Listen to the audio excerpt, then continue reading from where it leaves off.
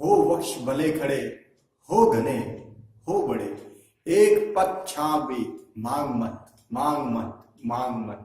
तू कभी थकेगा नहीं, तू कभी रुकेगा नहीं, तू कभी थमेगा नहीं। कर शपथ, कर शपथ, कर शपथ। ये महान दृश्य है, चल रहा मनुष्य है, अश्रु स्वेद रक्त से लथपथ, लथपथ, लथपथ। अग्निपथ, अग्निपथ, अग्निपथ। दोस्तों, अंत ही आरंभ है। असफलता में ही सफलता निहित होती है। इसलिए चाहे परिणाम कभी भी कुछ भी रहे, वापस उठो, दुगने जोश के साथ वापस तैयारी करो, जिद कर लो सफल होने की, आपकी जीत तय है। तो दोस्तों, आज भारतीय इतिहास के अंतर्गत, गुप्तोत्तर काल के अंतर्गत हम पढ़ चुके थे कि गुप्तोत्तर काल के अंतर्गत हमने पढ़ा था पांच राजवंश हम पढ़ चुके थे। उसके अंतर्गत सबसे ज्यादा गुप्तोत्तर काल में सबसे ज्यादा रहा था वल्लभी के मित्र। ठीक है दोस्तों, वल्लभी गुजरात के मित्र।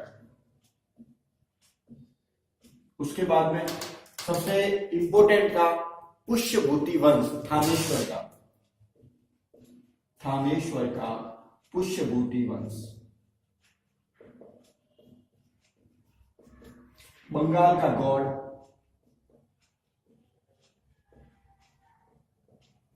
उसके बाद में मालवा व मगध के उत्तरवर्ती गुप्त, उसके बाद में आपके कन्नौज के मोखरी,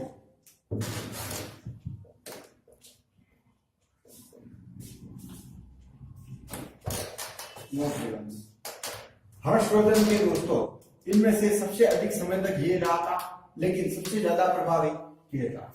इसकी राजधानी थानेश्वर से इसने कन्नौज ट्रांसफर कर दी थी, जो कि हर्षवर्धन की बहन राजश्री यहां पर ब्याही गई थी। इसके अंतिम शासक था ग्रहवर्मा, जिसकी हत्या मालवा का देवगुप्त के द्वारा इसकी हत्या कर दी गई थी, ग्रहवर्मा की। ठीक है दोस्तों, आप जानते हो कि थानेश्वर का हर्षवर्धन ने अपनी राजधानी को कन्नौज में ट्रांसफर कर दिया था। उसके बाद में दोस्तों, उत्तर भारत का प्रमुख स्थल कन्नौज हो चुका था गुप्तोत्तर काल में। ठीक है, मौर्य काल में जो वैभव पाटलिपुत्र का था, गुप्तोत्तर काल में वो महत्व कन्नौज का हो चुका था। क्यों? क्योंकि उत्तर भारत का सबसे विशाल साम्राज्य था वो पुष्यभूति वंश का था, और पुष्यभूति वंश का हर्षवर्धन कन्नौज पर शासन करता। उसके बाद में दोस्तों, हर्षवर्धन के कोई भी बेटा नहीं था, उसकी बेटी थी, जिसकी शादी उन्होंने द्रुसद्युम्न के पुत्र के साथ करवाई थी, जो कि वल्लभी के मित्र थे। उसके बाद में इस राजवंश का हो गया दोस्तों पतन। ठीक है, उत्तर भारत गुप्तोत्तर काल में इसका पतन हो गया। अब हर्षवर्धन की मृत्यु के बाद कन्नौज के अंदर यशोवर्मा, दोस्तों यशोवर्मा नामक एक शक्तिशाली शासक आया, जो 725 से लगाकर 754 ईस्वी। ठीक है दोस्तों, 725 से लगाकर आपके 752 ईस्वी तक इसने राज्य किया था। ये दोस्तों यशोवर्मा बहुत ही ताकतवर राजा था। इसके कारण से कन्नौज का महत्व एज इट इज रहा। हर्षवर्धन का जैसा था वैसा का वैसा कन्नौज का महत्व स्थायी रहा। यशोवर्मा के काल में दो बहुत ही इंपोर्टेंट कवि थे। एक का नाम था दोस्तों भवभूति, और एक का नाम था वाकपति। भवभूति और वाकपति। दोस्तों, ये जो वाकपति है वो प्राकृत भाषा में किताब लिखता था। उसकी बहुत ही इंपोर्टेंट किताब है जिसका नाम है गॉड बहु। ये इंपोर्टेंट है, काफी बार क्वेश्चन पूछा जा चुका है। वाकपति की किताब का नाम था गॉड बहु, जो कि प्राकृत भाषा में लिखी गई थी। जबकि भवभूति ने 3 किताबें लिखी थी दोस्तों। एक तो मालती माधव, दूसरा उत्तर रामचरित्र, तीसरा महावीर चरित्र। आप 3 किताबें देख सकते हैं।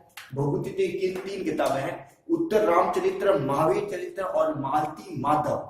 ये 3 ही इंपोर्टेंट है दोस्तों, और ये तीनों क्वेश्चन पूछे जा चुके हैं। वाघपति की प्राकृत भाषा में गॉड वो, और ये दोस्तों हर्षवर्धन के बाद आया था यशोवर्मन नामक शक्तिशाली शासक, जो कि 725 से लगाकर आपके 752 ईस्वी तक राज किया था। कहां पर? कन्नौज पर। तो कोई दिक्कत नहीं है, हर्षवर्धन के बाद में यशोवर्मा ने कन्नौज की स्थिति को संभाला। लेकिन यशोवर्मा की मृत्यु के बाद स्थिति बहुत ही गंभीर होगी। वहां पर 2 आयुक्त शासकों का राज स्थापित हो गया, और ये 2 आयुक्त शासक 2 भाई थे, और ये बहुत ही दोस्तों दुर्बल थे, बहुत ही एकदम कमजोर शासक थे। तो यशोवर्मा के बाद आए 2 शासक, इसमें से बड़ा भाई था दोस्तों इंद्रायुध। इंद्रायुध पहला वहां पर कन्नौज के ऊपर शासन कर रहा था।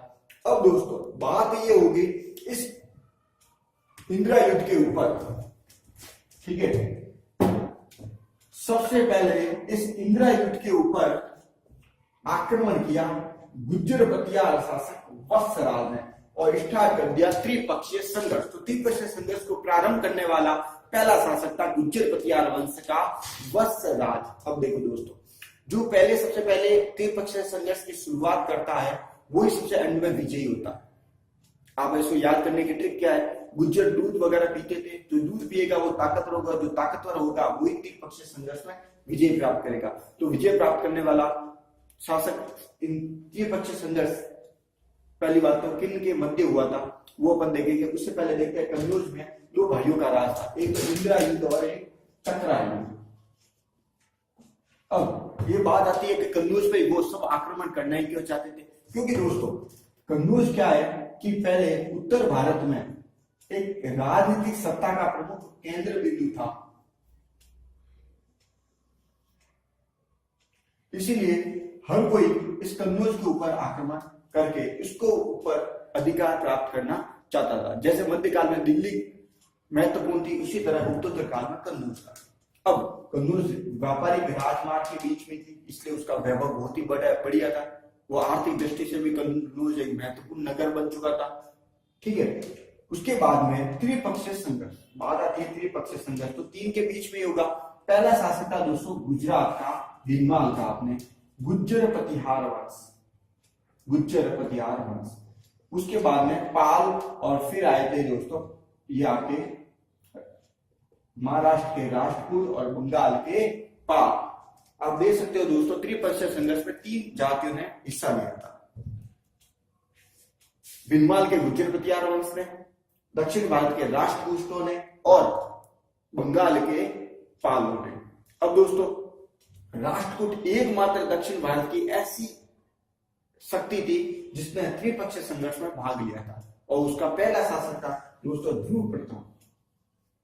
ध्रुव प्रथम गुज्जर पतियार का पहला शासक जिसने भाग लिया था, जिसका नाम था वत्सराज, और पालों में दोस्तों भाग लिया था धर्मपाल। ये 3 शासक थे जिनके कारण त्रिपक्षीय संघर्ष स्टार्ट हुआ।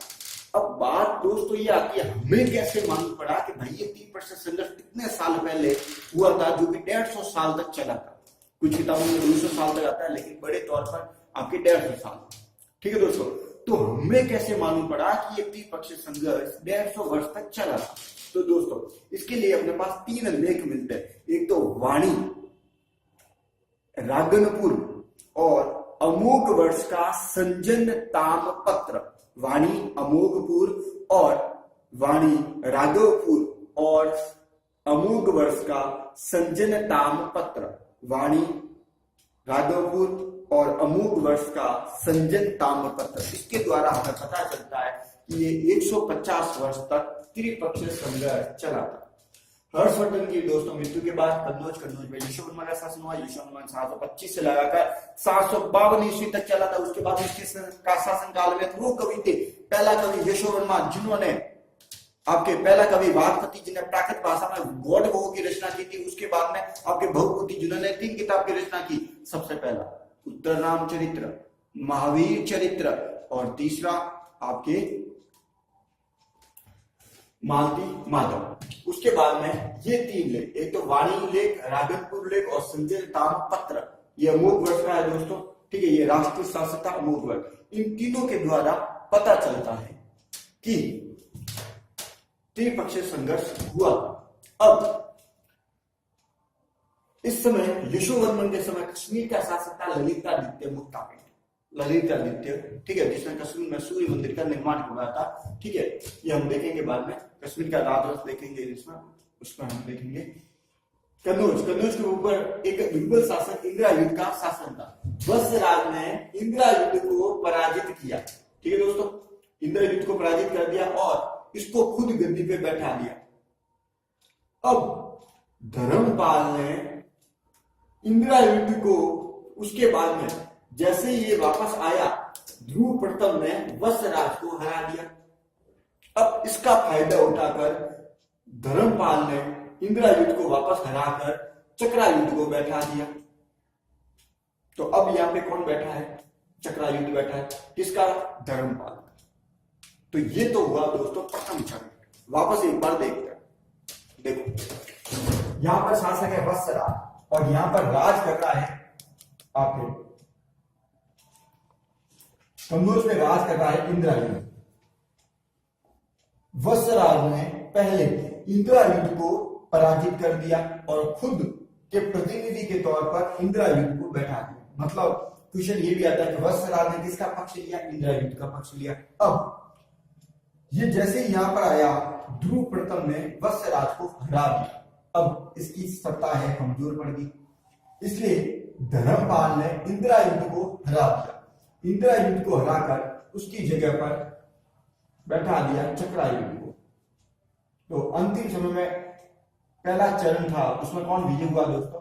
धर्मपाल विजय। और ये धर्मपाल वही है जिसने दोस्तों बिहार के अंदर नालंदा विक्रमशिला, आपके विक्रमशिला विश्वविद्यालय की स्थापना इसके द्वारा, धर्मपाल के द्वारा की गई थी। ठीक है दोस्तों, अब ये देखेंगे कि दूसरा चरण आता है जिसके अंतर्गत नागभट्ट द्वितीय, नागभट्ट द्वितीय, वत्सराज का बेटा नागभट्ट द्वितीय, ये जाकर चक्रायुध को हराएगा और धर्मपाल को भी मुंगेर के पास, बिहार में मुंगेर के पास इस स्थान पर हराएगा और इस चक्रायुध को हटा देगा। और खुद की राजधानी दोस्तों ये नागभट्ट द्वितीय खुद यहाँ पे जाके बैठ जाएगा। क्या मैं किसी प्रतिनिधि को नहीं बैठूंगा, मैं खुद जाके बैठूंगा। तो ये इंपॉर्टेंट क्वेश्चन है। ठीक है, खुद की राजधानी कन्नौज को किसने बनाया था दोस्तों? मीर भोज ने राजधानी बना दिया उसको, सॉरी, ठीक है, नागभट्ट द्वितीय ने इसको बना दिया।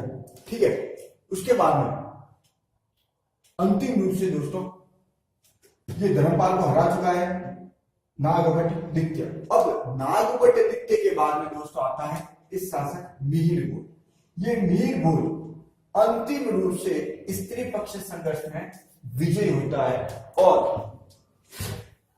उसकी सत्ता कन्नौज पे स्थायी रूप से स्थापित हो जाती है।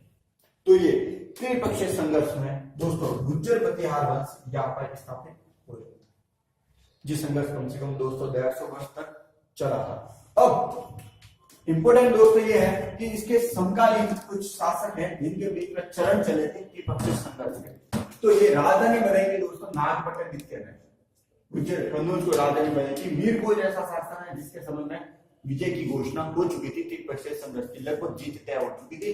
वत्सराज, ध्रुवपाल और ध्रुव प्रथम, राष्ट्र शासक ध्रुव प्रथम एक पहला शासक था जिसने दक्षिण भारत का पहला शासक था जिसने त्रिपक्षीय संघर्ष के अंतर्गत प्रत्यक्ष रूप से भाग लिया था, एकमात्र शासक। ठीक है दोस्तों, बंगाल का शासक था धर्मपाल जिसने विक्रमशिला विश्वविद्यालय की स्थापना की थी।